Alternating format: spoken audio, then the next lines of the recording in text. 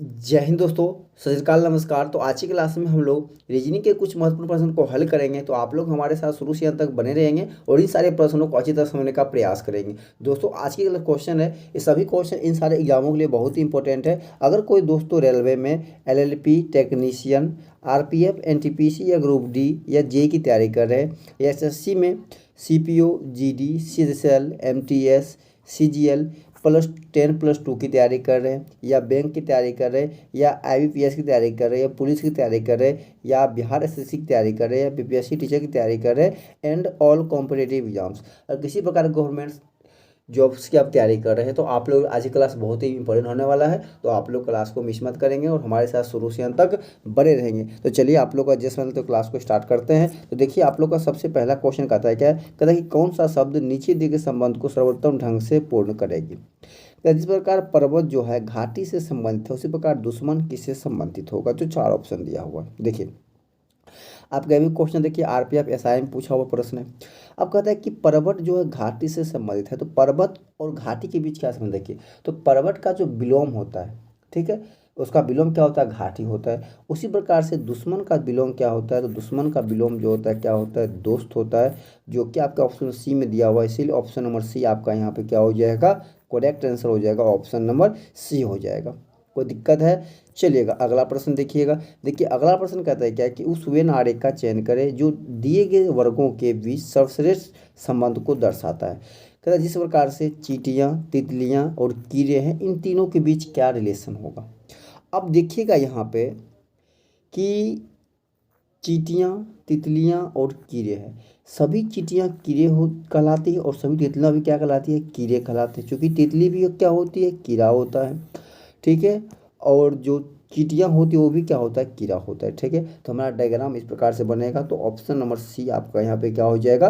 Correct answer हो जाएगा। मतलब सभी जो चींटियाँ होती है वो भी कीड़े होती है, सभी तितलियाँ वो भी क्या होती है? कीड़े होती है। लेकिन कोई भी चींटियाँ तितलियाँ नहीं होती है और कोई तितलियाँ चींटियाँ नहीं होती, ठीक है। मतलब ये जो है कौन है हमारा? ये मेरा है कीड़े, ठीक है। और इन कीड़े के जो कीड़े हैं और कीड़े के अंदर कौन आ रहा है? चींटियाँ आ रहा है और तितलियाँ आ रहा है, ठीक है। चलिएगा अगला प्रश्न देखिएगा। देखिए अगला प्रश्न कहता है क्या? कहता है कि इसको आपको क्या करना है कि क्रम में सजा के लिखना होता है अल्फ़ाबेट के अनुसार से, ठीक है। जैसे मान लिया कहता है कि डिफेक्ट है, ठीक है, डिफेंस है, DEERSTLKER है, ठीक है, डिफेंसिव है। तो ये चार हमें ठीक है वर्ड दिया हुआ है। अब इसमें हम उसको क्या करना है? इसको क्रम में सजा के लिखना है अल्फ़ाबेट के अनुसार से, ठीक है। जैसे मान लीजिए कि यहाँ पे देखिएगा कि DEF देखिए सभी में है, DEF DEF। यहाँ देखिए DEF नहीं है, ठीक है। यहाँ पे क्या है कि DEF नहीं है। तो अब देखिए जहाँ तक सेम होता है, जहाँ तक सेम होता है पहले वहाँ तक जिसमें भी देखिए सेम है कर लेते हैं। अब बताइए लास्ट में यहाँ पे एफ है, यहाँ भी एफ है, यहाँ भी है, लेकिन यहाँ पे लास्ट में क्या है? 3 नंबर पे ई है। पहले एफ आता है, पहले ई आता है, पहले ई आता है तब एफ। 5 नंबर पे ई होता है, 6 पे क्या होता है? एफ होता है। तो अल्फ़ाबेट के अनुसार से सबसे पहले आना चाहिए 3 नंबर ऑप्शन वाले। तो देखिए सबसे पहले 3 किससे शुरू है? तो ये 2 से, ये 4 से, 1 से। तो 3 से शुरू कौन है? तो ऑप्शन नंबर डी शुरू है। इसीलिए ऑप्शन नंबर डी आपका यहाँ पे क्या हो जाएगा? करेक्ट आंसर हो जाएगा, ठीक है। इसको मतलब कहता है कि अरेंज करके लिखना होता है। तो अब सबसे पहले अगर 3 वाले आ गए हैं तो सबसे पहले 3 हो गए। उसके बाद देखिए कि तीनों में एफ तक सेम है, बाकी अब दोनों में क्या है कि एफ तक सेम है। फिर एफ के बाद देखिए यहाँ भी ई है, यहाँ पे देखिए ई है, यहाँ भी ई है, इसमें भी ये भी सेम है। यहाँ पे देखिए अब सी है, यहाँ पे देखिए, यहाँ पे देखिएगा सॉरी, यहाँ पे एन है और यहाँ पे क्या है? एन है। तो सी वाला पहले का 3 के बाद 1, देखिए 3 के बाद 1 2 4, मतलब ये ऑप्शन आपका परफेक्ट हो गया, ठीक है। ऑप्शन नंबर डी आपका करेक्ट आंसर हो जाएगा। आगे मुझे चेक करने की जरूरत है ही नहीं। चलिए अगला प्रश्न कहता है क्या कि निम्नलिखित में से कौन सा अन्न से भिन्न है। कहता है कुल्हाड़ी, ब्लेड, चाकू, पाना, स्पेनर। अब यहाँ पे देखिएगा, ठीक है, यहाँ पे देखिएगा। देखिए कुल्हाड़ी का काम होता है काटना, ब्लेड का काम भी होता है काटना, चाकू का काम भी क्या होता है? काटना। तो सबसे अलग कौन हो गया? तो ऑप्शन नंबर डी जो कि आपका ऑप्शन सी में दिया हुआ है। इसीलिए ऑप्शन नंबर सी आपका यहाँ पे क्या हो जाएगा? करेक्ट आंसर हो जाएगा, ठीक है। चलिएगा अगला प्रश्न देखिएगा। कहता है कि एक कूट भाषा में, ठीक है, रूटीन को डैश लिखा जाता है, इसी भाषा में इसको क्या लिखा जाएगा। अब ये कहता है कि जो रूटीन है इसको लिखा गया है, ठीक है, ये देखिए रूटीन, रूटीन को क्या लिखा गया देखिए, तो 18 15 के बाद देखिए 21 लिखा हुआ है, ठीक है। 21 के बाद देखिए 20 लिखा हुआ है, 91 45 है। अब लॉजिक क्या है ढूंढेगा, देखिए आर कितना पे होता है, तो देखिए 18 पे होता है। ओ कितना पे होता है, देखिए 15 पे होता है। सभी का देखिए अल्फ़ाबेट मान लिखा हुआ है। यू 21 पे होता है, टी कितना पे देखिए तो 20 पे होता है, आई कितना पे देखिए 9 पे होता है, एन कितना देखिए 14 होता है, ई कितना होता है 5 होता है। मतलब सभी का अल्फ़ाबेट में लिखा हुआ है, ठीक है, अल्फ़ाबेट क्रम है। तो उसी प्रकार से VEHICLE है, ठीक है, वाइस्कल है। तो इसका भी लिख सकते हैं आराम से, अब कोई तकलीफ नहीं होना चाहिए लिखने में। भी कितना देखिए 22, 22 से कौन शुरू है, तो ए नहीं है, ख़त्म। देखिए उसके बाद देखिए ई कितना पे होता है 5 पे, देखिए एच कितना पे होता है 8 पे, तो 22 58, देखिए 22 58 इसमें नहीं है, तो ये भी ख़त्म। ये भी मेरा क्या हो जाएगा, ख़त्म हो जाएगा। 22 58 के बाद देखिए आई कितना होता है 9, यहाँ पे देखिए 9 है, यहाँ भी 9 है। फिर देखिए सी कितना होता है 3, यहाँ भी 3, वहाँ भी 3 है,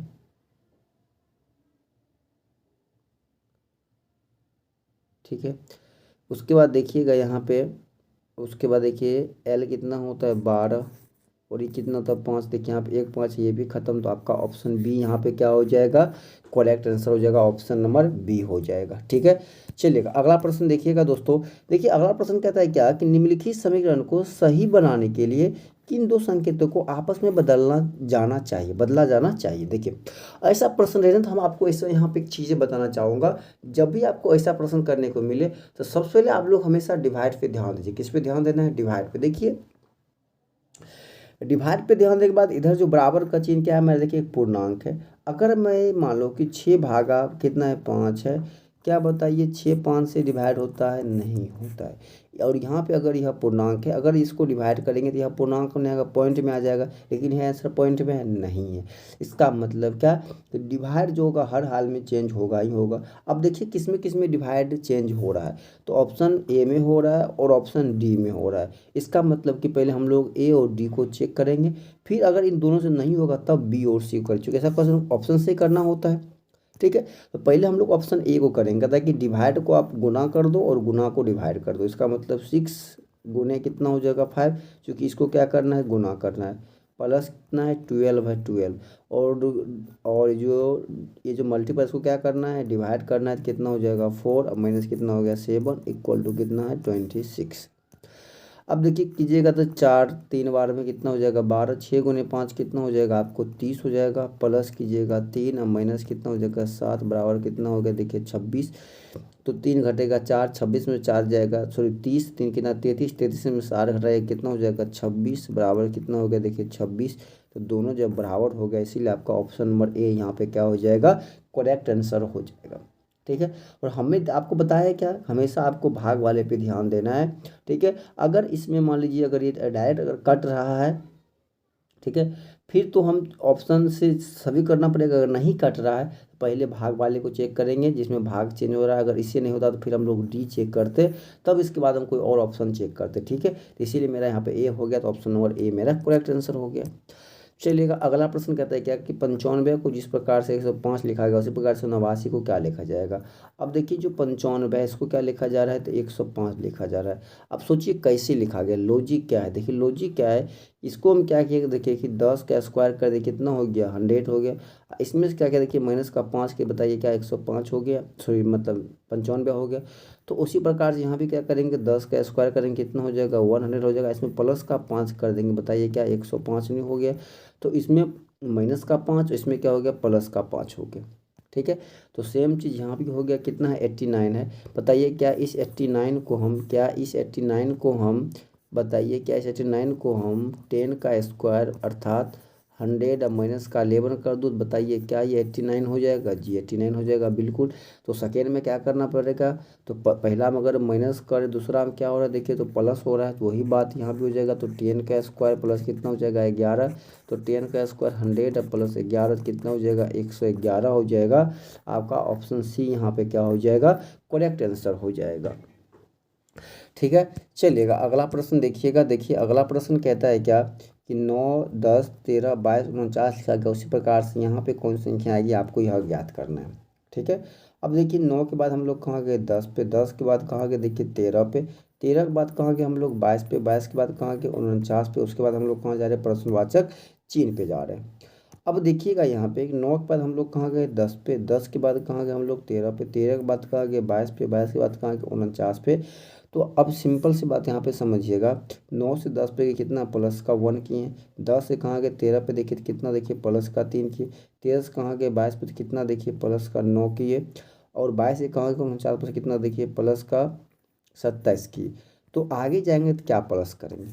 अब देखिए लॉजिक क्या है, एक में मान लिया गुने का 3 करेंगे कितना हो गया देखिए 3, और 3 में गुने का 3 करेंगे कितना हो गया 9, और 9 में गुने का 3 के कितना हो गया देखिए 27। मतलब सभी में क्या हो रहा है 3 का गुना करके आगे 8 हो रहा है। तो यहाँ भी गुने का 3 हो जाएगा, 27 गुना 3 कितना हो जाएगा 81, अर्थात यहाँ पे कितना 8 हो जाएगा 81 8 हो जाएगा। तो 9 1 10 का 0 हाथ में रहा 12 एक कितना हो गया 13, तो 130 हो गया, जो कि आपके ऑप्शन डी में दिया हुआ, इसीलिए ऑप्शन नंबर डी आपका यहाँ पे क्या हो जाएगा करेक्ट आंसर हो जाएगा। कोई दिक्कत है। चलिएगा अगला प्रश्न देखिए कहता है क्या कि यहाँ पे कौन सी संख्या आएगी आपको यह ज्ञात करना है। ठीक है, लुप्त संख्या ज्ञात करना है। सिंपल सी बात यहाँ भी है, देखिए 5 से हम लोग कहाँ जा रहे हैं 12 पे, कितना देखिए प्लस का 7 करके जा रहे हैं। ठीक है, कितना प्लस का 7, फिर 12 से हम लोग कहाँ जा रहे हैं 26 पे, कितना देखिए प्लस का 14 करके जा रहे हैं। फिर 26 हम लोग कहाँ जा रहे हैं 54 पे, कितना देखिए प्लस का 28 करके जा रहे हैं। फिर देखिए 54 से कहाँ हम लोग 110 पे, कितना देखिए प्लस का 56 करके जा रहे हैं। तो आगे हम लोग क्या प्लस करेंगे अब ये हमको ढूंढना है।